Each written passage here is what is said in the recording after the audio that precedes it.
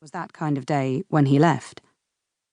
When the sun shines, Blackpool can be as attractive as almost anywhere. But not Rome. What he loves about Rome is the surprises. You'll be walking along a street, pretty enough, but nothing special. Then suddenly there'll be a church with a tower and a tiled roof, so old it looks like a film set. Or an even older bit of wall, with thousands of narrow red bricks, made before there was technology, that stood there for 2,000 years. As he winds his way up through the cobbled streets of Monte to get away from the traffic on the main road, he's tempted by the aroma of espresso wafting from every bar he passes. But he has to be on time. They give you a test before the classes start to see which one you're in. You don't have to write anything, just tick the correct box, the nice receptionist told him when she saw his face at the mention of exams.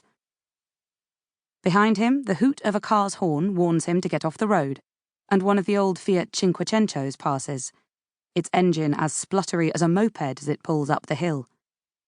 The driver has the radio tuned to a bright morning station, playing Pharrell Williams' Happy to get the day off to a good start. Jive, Alf thinks, his feet automatically kicking and flicking to the beat, until the car makes a right and the music fades, and he's not even sure whether he can hear it anymore. Alf has no idea about the multiple-choice grammar test, so he just ticks what sounds best to him. Then he's told to see the director of the school to assess how good his speaking is. The door to the office is closed.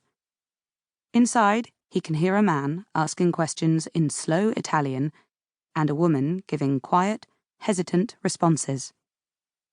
Then there's the sound of a chair being scraped back, and, sooner than Alf expects, the door opens, and the girl who comes out gives him a look that makes him feel as if he's been caught eavesdropping. It doesn't help his heart rate that she is stunningly beautiful, and walks towards the staircase with her feet turned out, like a dancer. Buongiorno! The director waves him into his office. Alf thinks it's all about the gestures with Italian. He's watched how Italians talk to each other. Even when they're alone and on a mobile phone, the free hand is moving to emphasize a point, express surprise or despair. Sally and Mike, who share the apartment, have been here much longer than him and speak much better Italian, but Alf is always the one who gets the compliments because he puts his body into it. The director of the school isn't as impressed. He likes Alf's fluency, he tells him, but his grammar is non-existent. He hands him a piece of paper with the number of a classroom at the very top of the building. There are 7 others in the class. 6 of them are trying to chat using the fragments of Italian they already know. But the girl he saw downstairs is sitting alone, concentrating on an Italian-English dictionary.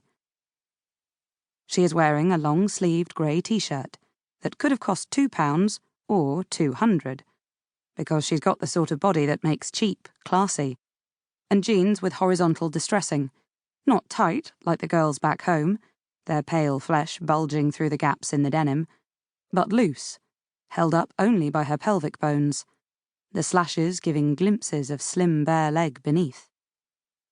The only chair that is empty is next to hers. When he sits down, she shifts slightly away.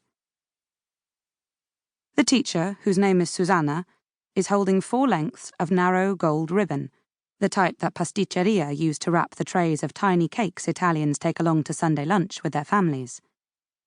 She bunches them in her hand, indicating for all the students to come up and grab an end, and then she lets go, leaving them each connected to another person. Introduzioni, she says, pointing to useful Italian greetings she has written on the whiteboard. The pairs stand, smiling nervously, still obediently holding their ends of ribbon, until Alf decides to break the silence. Ciao, he says to the beautiful young woman he has lucked out with. Come ti chiami? As if given permission, the others peel away from the huddle, echoing his greeting, and, amid little coughs of half-embarrassed laughter, the classroom stutters to life. Mi chiamo Letty, the girl responds.